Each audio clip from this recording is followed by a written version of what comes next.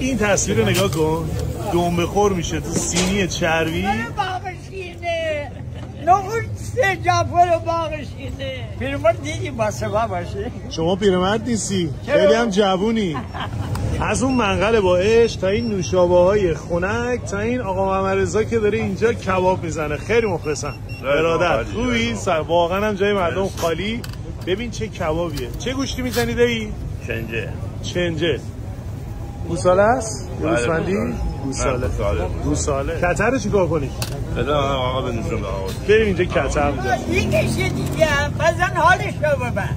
با تدیگ. بله آقا این تدیگ با روح و روان آدم بازی میکنه. آره ای جانم دست درد نکنه.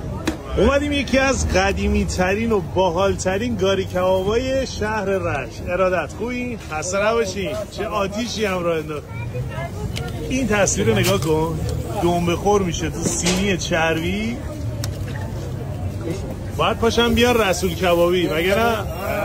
آدرسش هم به من میگی؟ رشت خیابان شریعتی جنب زیرکوچه رسول کبابی. آی زنده باش. جمعی عشقم و قربان.